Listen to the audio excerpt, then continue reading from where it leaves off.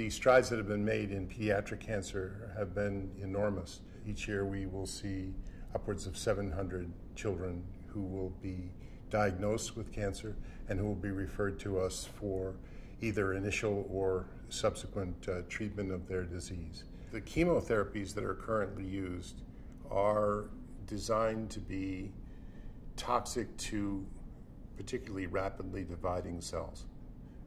And the rapidly dividing cells in the body are particularly the cells of the blood system and the cells of the lining of the intestinal tract.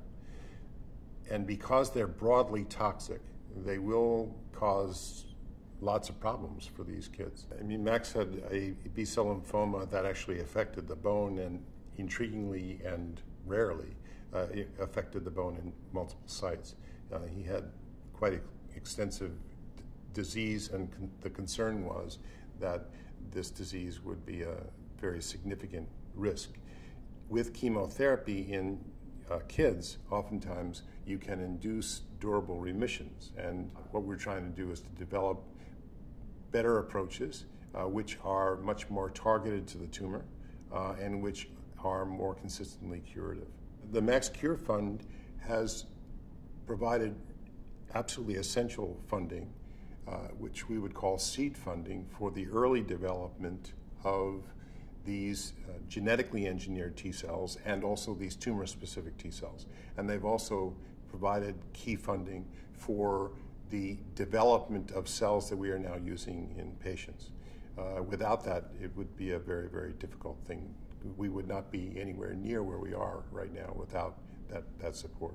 The research aspects of the program have been developed over several years in test tube models, in animal models that have demonstrated really quite good activity.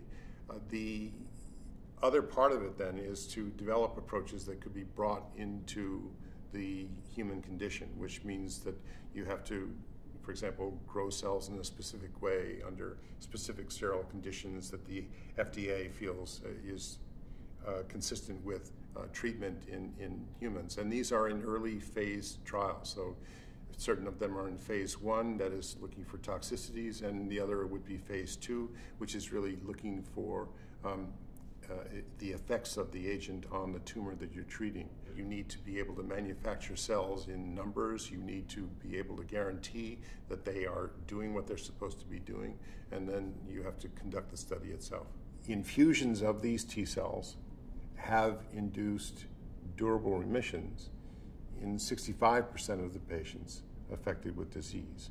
If the approach that we use for these more resistant tumors is much more specific, ultimately can we begin to introduce those kinds of much more targeted treatments earlier in the course of disease, so that the difficulties and toxicities of the strenuous chemotherapy administered can be averted. This is a strikingly promising new approach which has offered real hope for patients who have failed conventional therapies. And we think that this type of targeted approach now is something that can be broadly used in the treatment of children and adults. Thank you to the Max Cure Foundation, because without this support, again, we would be way behind in terms of the development of this overall program. I'm Richard O'Reilly. I'm chairman of the Department of Pediatrics at Memorial Sloan-Kettering Cancer Center.